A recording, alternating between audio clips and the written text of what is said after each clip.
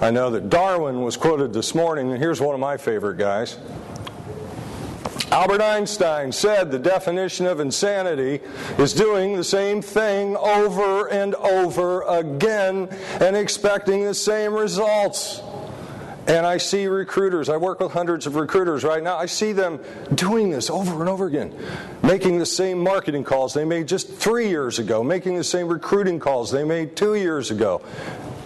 And it's not working. 1% of professionals are out of work. And that is statistically zero. What does that tell you? It tells you that the people we need to reach out to, the people we need to find for our clients, are not out of work. As the baby boomers go, and Gen X and Y steps up, we're short 35 million people, 10 million of which will be professionals. Companies have to attract from the inside of their organization out to the people they require. And now you see where the title of this thing comes from. How do we do this? How do we pull this off? You've got to create mechanisms, and you need to create consultations with your client and programs that uncover these attraction factors. Evolve from being, get your client companies to evolve from a culture of hiring, as I said, to a culture of attracting. It is not important what they want. It's important to you because you've got to qualify this person, right? But it's not important to the person you're qualifying. That's changed. Now what they want to know is, why would I want to work in that company, live in that community, move my family, send my kids to those schools? Why would I want to work in that department, do this job, have that future? What is it that makes it attractive? You've got to get a leading position, though. You've got to be out there right now. One thing I love about Gen X hiring managers is they don't want 6 to 10 recruiters calling them, waving resumes in their faces. They don't want it. They don't have the time for it. Their inclination is not to accept it, and they don't put trust in it. What they want is someone who can be an extension of them, their company, and their problem, to the people that provide the solutions. But they have to trust you.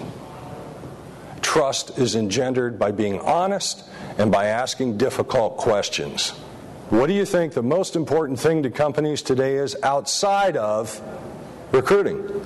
Once recruiting's addressed, what's next? Retention, right? Keeping the ones they've got.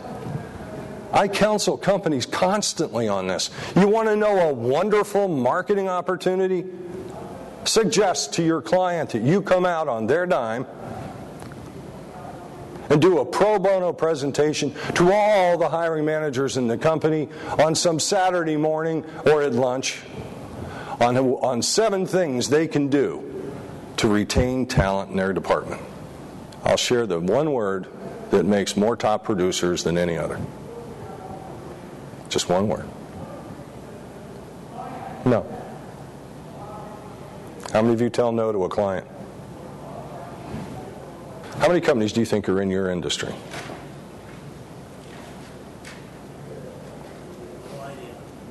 1,000? Okay. Let's say we threw out the top 10%. Obviously, I'm in the recruiting business. Let's say we threw out the top 10%. We threw out the bottom half. Let's say there's only 500 left. Okay? If you only need 25, what percentage of those companies should you say no to? A lot, right? The people at the top, call them what you will, A players, tend to pool together with people at and above their own competence because they seek mentoring, coaching, improvement. People at moderate levels of skill tend to seek relationships with people at and below their level of competence because what they're seeking is reassurance. Last year, 84% of our placement activity with $827,000 in billings came from direct recruiting. That meant picking up a phone, penetrating a source company, getting someone on the phone, creating a vision of opportunity, attracting them, getting them to be cooperative by manifesting high levels of interest. But when you do get them on the phone, I don't care how you find them. You could find them in a fortune cookie sometime at Chan's Carryout. But it doesn't matter. It's what you have in your hands when you get them there. That's where the difference lies between big billers and struggling people.